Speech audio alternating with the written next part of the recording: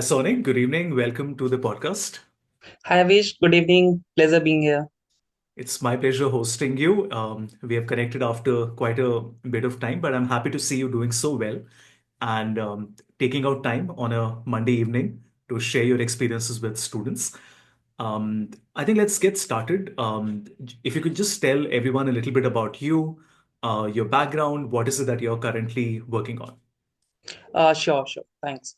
So, I would make it in a chronological order. So, I started my primary education in state of Bihar, where is my hometown. And from there, when I was completing my studies, I haven't thought of even what I am here currently. So, when we start our studies, we often think of getting a good job or a stable job kind of a thing, mostly into IT sector because that were on the boom when I was studying back in 2008, 9, 10. But then later, when I completed my BTech in 2017, I landed up into a different field. I would say it a non-traditional field. It was into a solar startup. Okay, at that time, many of us know that smart city projects were on the boom. Every city were getting smarter day by day. Even government was booming up into that. So I got second a company which are doing a smart city project. But later when I start working over there for like 7 months, I didn't find that job much smarter. So I choose to make a pivot and I went for my MBA from MDI Murshidabad. So there I learned marketing, operations, HR, uh, nuances of that into my first year and then some specializations. They were from leaders like you have learned business analytics and how data shapes the future of business. And then I landed again into a non-traditional sector because healthcare companies are not a choice for any MBS student. We often see something like a big four, big three, BFSI, FMCG companies as our future companies, dream companies, that term that is coined. But I landed up into a healthcare sector. Healthcare was something which was non-choosy thing for a MBS student. But then came the COVID. So I still remember I joined on 16th of March and on 25th March 2020, like we can say the lockdown happened, the government announced. And that time, the only sector that was unaffected was the healthcare. It was like growing multi-folds due to various things. PPA kits to masks to oxygen cylinders to concentrators and many things. So there I grew multifold because in startup you are at the functional thing. You are grinding the things with your own hands. You don't have much bosses around you. You don't have much of a, I would say, hierarchy. So you feel the heat of the processes. So there I faced that. Then again some surprises because when you start something, surprises are there. So my company, my parent company, MetLife got acquired in another 9 months. So there is an interesting take that we were around 100 employees over there, and big three firm was given the part of the merger and acquisition. So they were given the responsibility to filter out people who will move from the sisters company to the parent company. So I was among the 48 people who moved to that organization. So that's another achievement I would say that you get filtered through a rigorous process. And Right. then I worked there into some things like new product development, partnerships, negotiation that I learned, vendor management I learned. And then I landed into Tata 1MG. It was just then acquired by Tata Group. So it was a small baby of the Tata ecosystem, a large Tata ecosystem rather. And we are still a small baby. After 3.5 years, we are still a small baby into this big ecosystem. So I have learned many things over here, grown multifolds again into the processes. Things changed uh, both culturally as well as technically because when Tata Group is taking care of your things, then it changes culturally. So this is what I've been from extreme south in Bangalore to north in Gurgaon, and then there is a change of, I would say, culture, weather, AQI. So everything changes a bit. So this is how I have been till now. Awesome. Been quite a exciting journey. I'm sure it will be even more exciting going forward. Yeah. Can you share with us some key projects that you have done? I mean, of course, feel comfortable to only share numbers and figures that you're comfortable with. But more importantly, like if I ask you what are the three key projects that you've worked on, what would those be? Sure. So one of the pivot journey I would say. Before joining Tata Energy or in the initial months of Tata Energy, I was only looking after the planning part. Okay, so that means you only make things on the Excel, you do some projections, and you ask someone to execute that. But later on, I got the execution part too. So I have to do both the planning and the execution, and that was something which was a quite learning moment for me, I would say, because I would be planning something for me only, and then I will execute it. So the targets are my own targets to meet. So that is something where when you have to be fair with yourself, you have to accurately mark yourself against those targets. So you were on the both part, both ends. It's something like you're playing tennis on a turf. With both sides, you are playing just changing sides. So it was quite tough for that because and then it was an individual contributor role to a team role. So I got a responsibility of 20 odd team members. So in are not doing just your work, you are making people work, you are measuring their work, feeling them like comfortable into the ecosystem. So that is something which changed my view of work culture, corporate culture, changed my working ways also. So that was one key thing that I would like to mention out of the three. Second was something which is still connected to my heart. Okay, so it was the second phase of COVID, and if you remember, second phase was something where almost every third people was getting a COVID infection. So almost one third of India was into COVID. So we get some calls from people who thought into their ecosystem that Tata One is something which can give me the thing that no one else can. So there was just a parent, a couple from Kolkata, and their child was around 13 years, and he was, I would like to mention, on deathbed due to the COVID infection. And the doctors have prescribed some medicines, and that was not available into the Kolkata because of the thing happening that time. People were hoarding things, supply chain was broken, people were not even getting their basic medicinal items. So when it came to me, so usually how happen the companies, these things come to your four like front runners, your front employees, and they tackle this. But when this came to me, I felt that I should personally handle the situation. So this medicine, interestingly, was available into two distant corner of India. One into Panchkula, which is in north, and one was into Kottayam, into Kerala. So these manufacturers were based out of that. The doctor may be knowing somehow them, so they referred that you will get the medicine over there, and he was correct. We got the medicine. Now the challenge was that the patient is on that bed. He will be needing that into the night, and we were sitting at 11 a.m.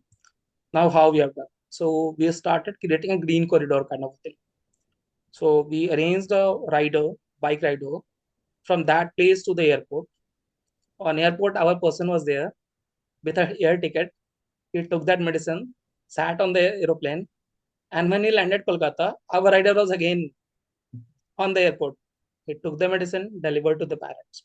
After 20 odd days, we got call from that couple. They thanked us, and that is something which is close to my heart still after 3 years. That I have done something which saved life, and because we are working in healthcare, but we are not doctors. We don't wear that happens, but yes, we are also contributing into a way that people lives are dependent on us. So we have to be ethically correct and have to be always available. So that was I told that though the working is 5 days in our office, we have to be available 7 days. Uh, and third is something which is again an interesting thing, and that is connected to data. Okay, so I would like to mention it. So it was for a big public bank in India. So that public bank approached us that we have a good number of employees and also the retirees. We have some retired employees, and they need medicines. So why not you supply them? And you need to supply them on a consistent rate that you have to give them a concession, and we will. copy it kind of a thing. We will bear it. So when the team that started this project, what they thought, so that this bank has regional centers. So they mapped all the employees to the regional centers. Okay, and they made the data that this will be the demand. But the actual game was that these employees, though tagged to their regional centers, the retired employees were residing into their villages, which was the remotest place, and some have the cross geography also. So as per the reports paper, they were into a, let's say, regional center Ahmedabad, but actually they were residing into a regional center Hyderabad. So the whole model that was designed for the demand forecasting got crashed. Okay, on the third day, then we have to again sit, redesign the system with the actual coordinates of the people, because if you see everything with the eagle sign, that is not going to solve the problem. You have to sit closely with the data, the actual transactions, because when we see some data, we got just excited, we run some kind of a progression onto that, and we get some numbers. But when actual business come, things are very different, and that only comes, I believe, with the experience that you face into the thing. This is something which can be taught in the B schools only via the case simulations. Just running through the textbooks won't help them much. So Right. these were some of the things that I faced. Very exciting. Between Tata 1mg and MedLife, how are the supply chain challenges different? Okay, not so. See, when MedLife was there, it was a kind of a baby into this ecosystem. Back in 2020, the things were opening up. We were facing retaliations, like literal retaliations, from the offline pharmacies, the associations, the politicians involved into it. That online pharmacies should not furnish in India. That were the demand from the governments, from the bodies, the administration. And in newspapers also, the things were surfacing that courts won't allow, high courts won't allow that. So that was another thing. So for midlife challenge were different because they were the early thing, they were the first movers kind of a thing who were designing the thing. So they were facing retaliations, but still they have like clicked the right button to get the solve. What killed them is the instant geographical expansion. They were kept opening warehouses across the country without seeing the demand. They were just using the forecasting numbers. So, but that won't be actually transition. So that was a challenge for them, and that killed the entire supply chain and ecosystem, warehouse cost, everything. And that was the time not for the quick commerce. Okay, people were okay with having medicines, 3 4 days. So I would say midlife was before a time for the quick commerce. So that is the correct state. It was before the time. Nowadays, people are demanding that they want the medicine in 30 minutes, 10 minutes. That time, midlife was giving them, but they were not ready to accept. So that was a challenge for midlife. Now for Tata 1mg, the challenge is different because coming from a family of Tatas, you have to be ethical into the system. You have to be sustainable. You can't do any single mistake with your brand because your brand is attached to a bigger brand. So I would say apart from the on-ground challenges of the supply chain and all, being ethical is the biggest challenge for us. That how to do the business ethical. Even our partners have to assure that they are ethical into the system. They are not doing anything wrong apart from the SOPs, policies drafted by the government and all. So more of doing our regular work, we also have to keep our eyes on the regulations, policies. So the things are different into these two chapters of life. Right. Let's jump to our next section. So I want to talk about data. You mentioned data a little bit earlier, but if we can dig a little deeper into that. Yeah, So when it comes to optimizing pharmaceutical supply chains, if you can just tell us in much more detail, what are the tools that you use?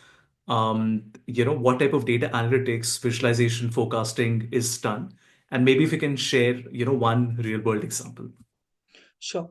So see, for unlike any other supply chain, unlike any other e-commerce vertical, or unlike any other retailer, the core data work is used to do the demand forecasting. the core metrics. What will the flow of the patients, like customers, onto the platform? What will be the convergence? What type of product they will be buying? And here you have to, in fact, dictate the actual SKU they will be buying, stock keeping unit they will be buying. And we transact roughly around 3.5 lakhs SKUs. Any other retailer in your neighborhood, they will be transacting max of 10K, Yeah. 10,000 SKUs. But in our thing, the scale is enormous because we cater regional demands. Some products are there which are only sold in north, some are only sold in south, but you have to keep a mix of that. So the data goes into this, that where the demand is, how to make the cohorts based on the patient age, location, therapy area, diseases. So that is the another thing. Now getting deeper into it. So by using this data, demand forecasting, we do our inventory planning.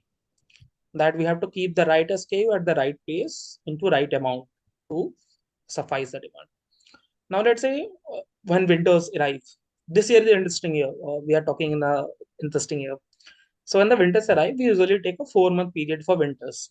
Okay, that for 4 months for some SKUs like cold, cough, fever, respiratory sales will be high. So we stock these things higher. We use some multipliers into our system. Now usually this winter is from November to Feb and kind of a thing. Now this year this has sorted. Mhm. So again our inventory planning has gone for a toss Right. because summer is coming earlier. We are experiencing 26, 27 degrees Celsius in NCR. So due to that, some summer SKUs are picking up demand, which used to be done into April, March kind of a thing. Hmm. Again, this year the pollution was very heavy. The aquarius worst. So the demand for air purifiers, masks, they went like anything. So then again, or things go for toss. So this is an interesting play where data we have done a progression, we have done a forecasting, but still there are some factors who can push your things into a air. So you can't be really dependable on this thing. You have to take on environmental factors also. You have to take searches. So we also do searches planning into our inventory plan. So people are coming on our platform and searching for a particular SKU, though they are not buying it. They are just searching. We accumulate that data also.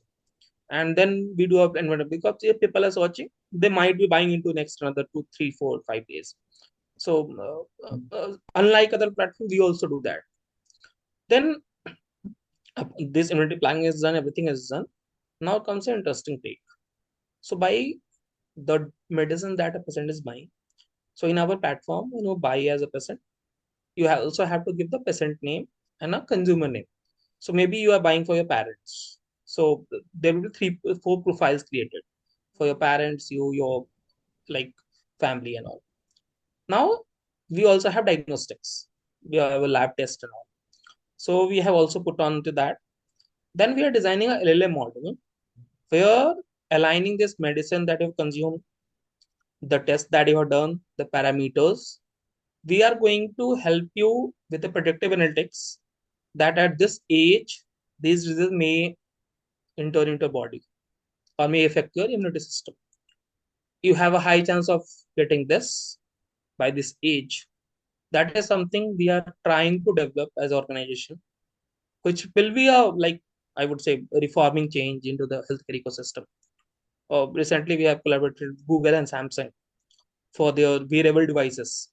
So we are also tracking data from those. We are creating the customer personas, and from there we are planning to develop into a predictive healthcare platform where with your vitals, with your numbers, you can predict that by what age you will be diabetic, by what age you will be developing a heart problem.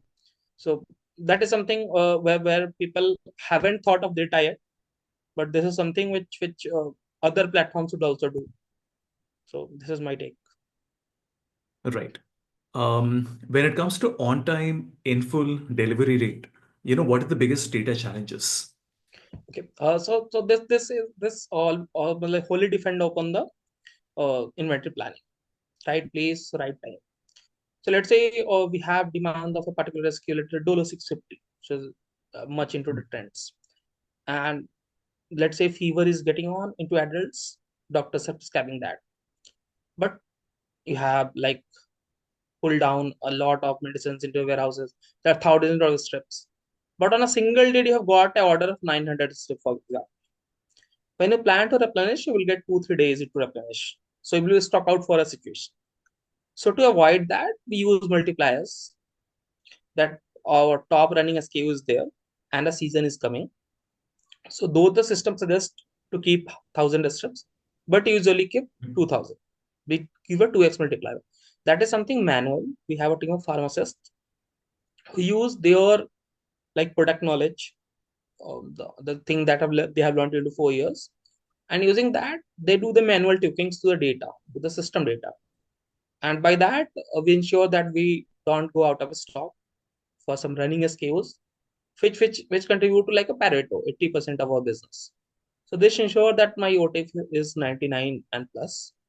There are some tail SKUs. There are some SKUs who go for it all, some more bit. So that we procure in the GIT just in time. So whenever the order comes, we procure it from our partners who are our affiliate partners kind of thing. So this is the key. The data goes in and then some manual tweakings also.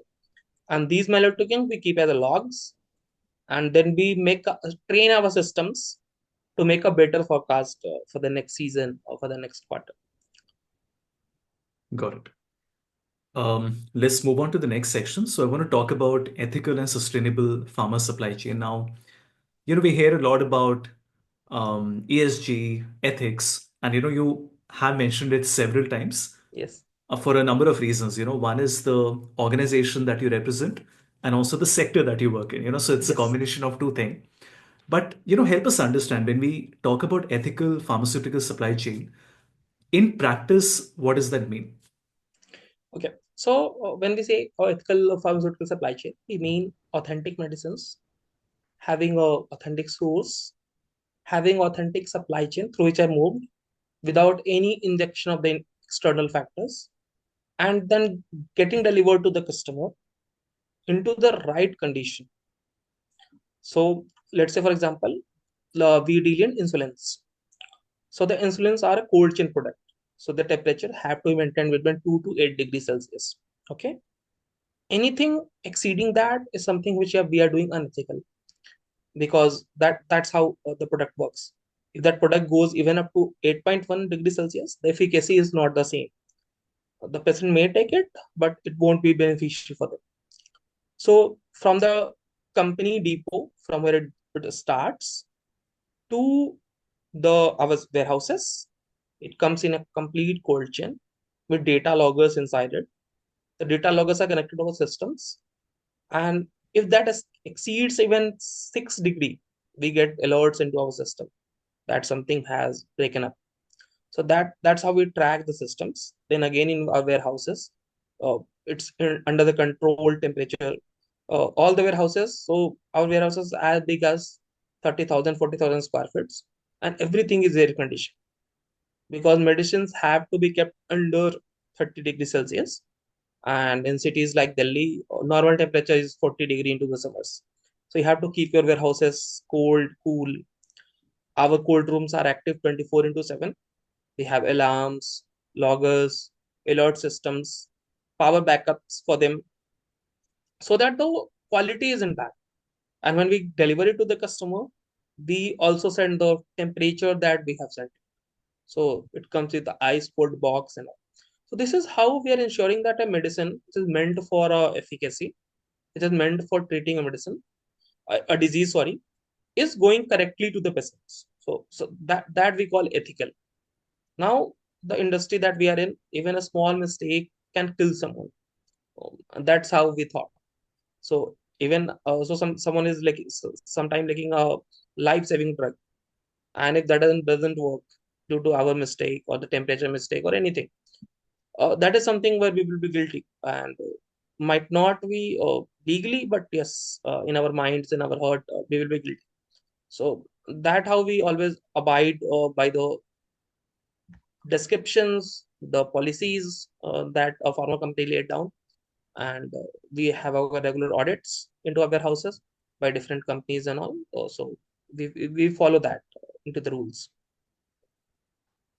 What would be some of the roadblocks that are there in the Indian market, when it comes to making things efficient and sustainable at the same time? See, the thing is that ethical things and sustainability comes with a cost. This is something which loads up your system with something more.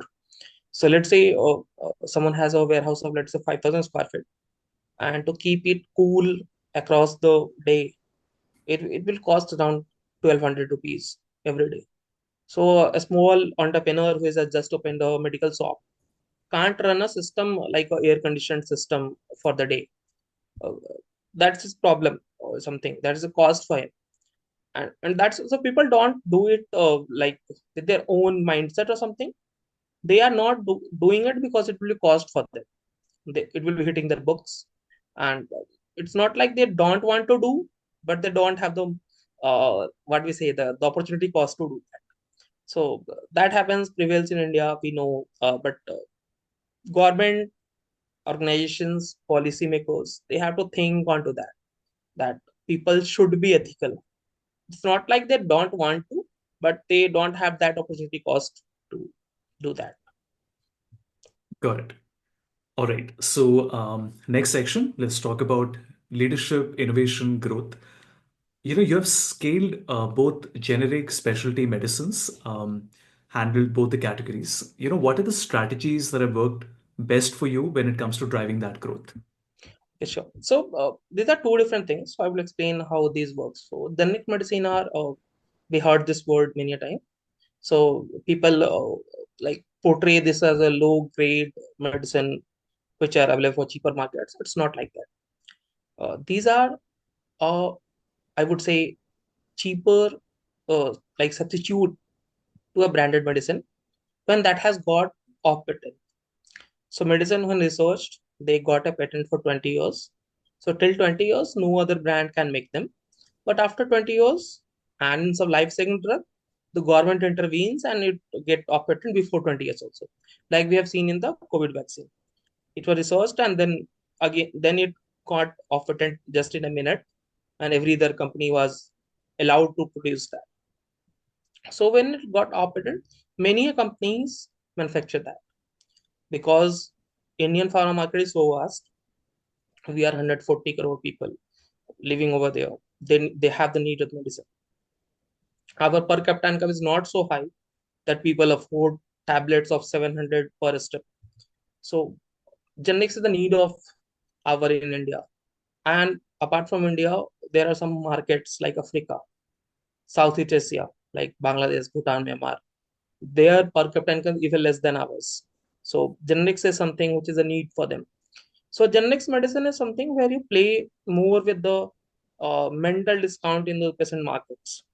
So let's say they are buying a medicine for 70 rupees per tablet, and you are offering them something like a 7 8 rupees. The pricing is same, the MRP is same for both. Just you put on a discount of 40%, 30% kind of a thing.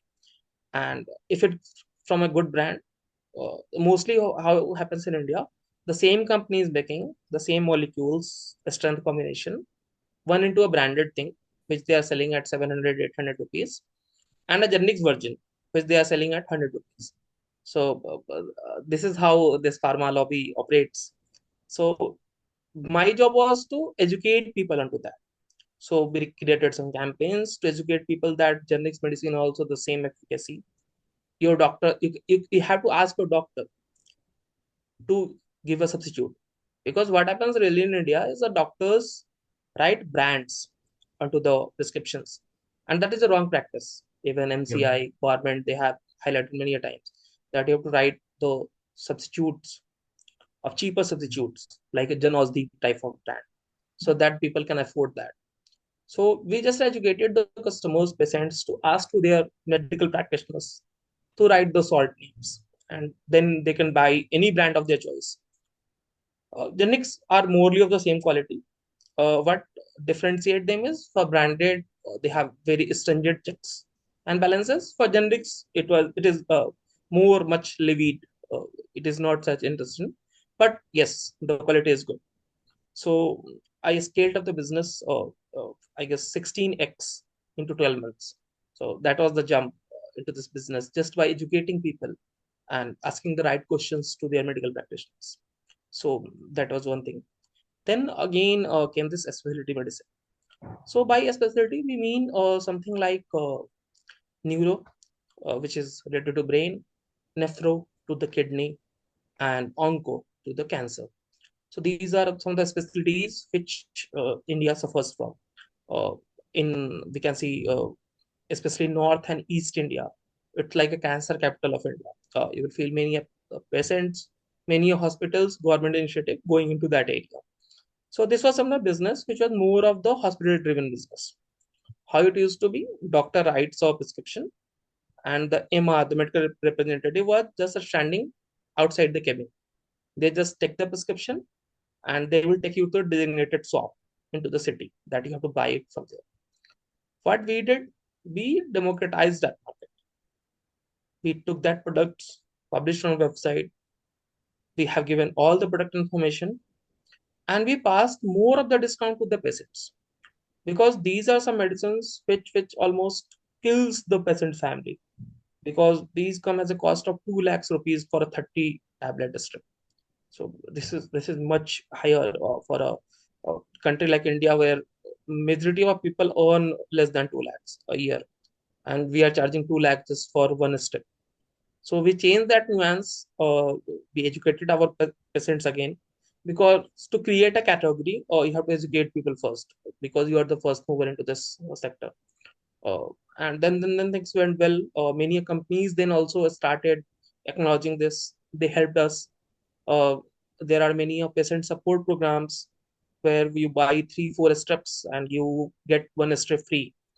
So there are many programs like that where they support the patients fight these disease which are chronic in nature, because in these diseases you have to eat, like, take medicines for 2 3 years kind of thing. So these are some two categories which was needed for a country like India where we operate, and we have done this successfully. Now others are also like copy pasting the same formula to it, and it's actually a good thing. These kind of thing, I appreciate someone is copy pasting, because at the end, the beneficiary is the patients whom we all want to cater. Yeah, very interesting. How easy, Sonic, or how tough is it to manage vendor relationships across, I'm assuming, hundreds of suppliers? Okay, this is again an interesting thing. So my vendors are expanded across 18 states currently. So 18 states, 18 geography, 18 Hmm. language, Hmm. 18 mindsets. Yeah. So you have to one thing is very sure, that if you have to be ethical, your partners need to be ethical. So we have set up our partners like in a way that they also align with our goals into the business. Uh, they don't do anything wrong into the premises. They have a strict policy of having no child labor. They also maintain their products into a temperature that we maintain. They all have a cold room facility. All their manpower is trained how to handle the products. Because in pharma, product handling is again a art. That's why this is the industry where you need trained resources. You can't bring someone from the market and ask him to work into a pharmacy next day. This require experience, because the products are sometimes alike. You may give X instead of Y to a person, and there may be repercussions out of that. So you need sound people to handle the products, and people need to differentiate between two products easily. In pharma, you must have heard the term LASA, look alike, sound alike. So that is again a thing where technical manpower is needed. So our partners have trained their manpower into our systems. We also do some knowledge sharing sessions with them. I have personally visited all of them. Like, I personally visited, met their people, and I've seen an interesting trend I would like to share. I have been extreme to Chennai, to Guwahati, and to Ahmedabad. One community is there which is having their presence everywhere. The Marwadi community. So Marwadi community have a strong hold into the pharma distribution business. In Hyderabad, Chennai, even I have found people who are doing this business in 70, 80 years. And similar in Ahmedabad and Guwahati also. So they have like the business into their blood. And to be honest, they do this ethically. They don't want to earn money quickly. They want to run their legacy, which their father, grandfather has given to them. So due to that, they want to align with our goals. They want to learn new things. They want to be technically sound. Um, some of the distributor we have seen, they have excellent softwares running. They have all the manpower running on the computer. They have scanners into the system, uh, robotic platforms into their warehouses. So some have developed like anything for them. So this is how you align your partners with your goals, and then they work in sync. Because you, when you try to milk your partner without giving them some benefit, then there is no relationship between them. It's more of a give and take. So you have to make a balance. You have to align their goals with your goals, and then it's more like a family. Right. Final question in this section. What does innovation mean to Tata 1mg? Okay. So see, as a Tata Group organization, innovation is something that's in our blood. We do something every day, every month, every quarter. But more of the innovation came into last 1 year when the whole industry was shifting into a quick commerce industry. We were a core e-commerce industry like Amazon, Flipkart, and we have to become another Blinkit depot. So that was a challenge for us. So we have to almost pivot our systems from a 2 3 days delivery to 10 12 15-minute delivery. So Yep. that was a complete change to our systems. So we started with it. We opened some of the dark stores, which are more of a retail store for us. Our retail store work as a dark store, and then we also piloted this into Gurgaon, which is a testing background for companies like Zomato and all. So we tested that over there, and results were phenomenal.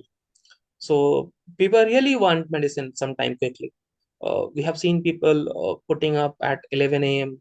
asking for a nasal drop for the kids. So people actually need medicine.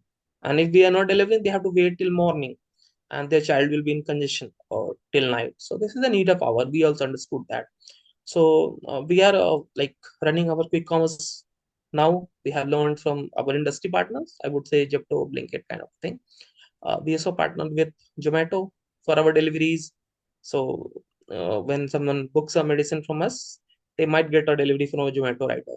So that how we work in collaboration rather than fighting with each other into the ecosystem.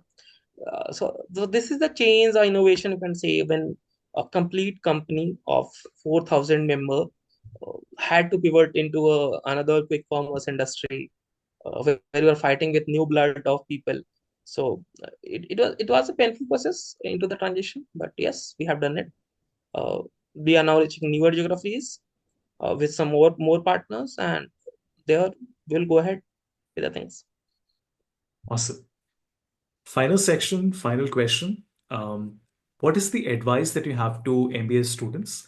Um, the advice for MBA students who want to enter the pharmaceutical, the procurement industry, what are the skills that are going to be important in the future? Students ask me all the time, what are defensible skills? Now we have generative AI. Digital transformation, of course, has always been there, but I think generative AI has completely transformed the way things work. So if you Correct. could just, sort of share your insights on how should, let us say, a first semester MBA student plan how to pick the right career path, and how to prepare for it. Great, great. I feel this is something which came in every MBA participant mind when they enter the B school. Okay. See, after you enter B school, you have two choices. One is to align with the traditional careers that we talked in the start, that you prepare for a big four FMCG, BFSI companies. And one, I always call this as a non-traditional career, where you prepare for companies like healthcare, generative AI, companies like Zomato, Swiggy, Big Basket kind of a thing. So for these companies, you need to develop some new skills. Okay. So there are some key, I would say, terms of the designations that has been developed by these companies only. So product manager is again a thing. Product manager term was coined only for this e-commerce companies. Then category manager is there. Nowadays, you must be seeing a term called program manager. So it's again something which has been developed over here. So to get these designations, first you have to be data driven, because that is something every company demands. So when we work as managers, we don't. So earlier, what used to be managers, senior managers, they used to get a MIS person, like a personal assistant to them, Yeah. who used to make Excel sheets, who used to fill data and make PPTs, and they just go and present before the leadership. Nowadays, you have to be your own MIS person. You don't have someone actually to rely. You have to create your own dashboards. You have to create your own PPTs, and that is something which is demanded from day one of your job. So someone must have to learn SQL, R, Python. Excel is something which is the must. It is just something like how speaking English is. Uh, Excel is something that important nowadays, and not just basics. So some people may be asking VBA programming into your internship, even interview. So that is something which they should prepare from day one into their business school, because see, reading Kotler is another game. You understand how business works, but when you have to do the business, that is again a different ball game. And it won't like ki I'm going into finance, I won't need the Excel. I'm going into HR, I won't. This is not the thing. Everyone has to go through this phase of SQL, data, Excel. So this is something which they should start from day one. And since you are the leader into this space, you can better comment on that. But yes, this is something which I've seen. I have interviewed people for last 4 years, uh, including the campus placements, and I've seen this is the lag that people are having. After 2 years of their MBA, like 18 months, they are not even writing a correct VLOOKUP array. So that's a painful thing. And this I'm talking of the prestigious institutes, because and they know the business well, they know the quarter well, they know the models well, but they lack the basic thing that we are looking upon. They can't even write one line of SQL array, and they have to do this when they come to the company. Because see, in India, we are a industry where everyone hasn't invested much into SAP. People, business are still running on Excel, Google Sheets, and all. So you need to learn that. You won't be facing a SAP setup on a day of one. So you must be having Excel skills. You know how to do VLOOKUP, how to do pivot, how to count if. So this is something basic.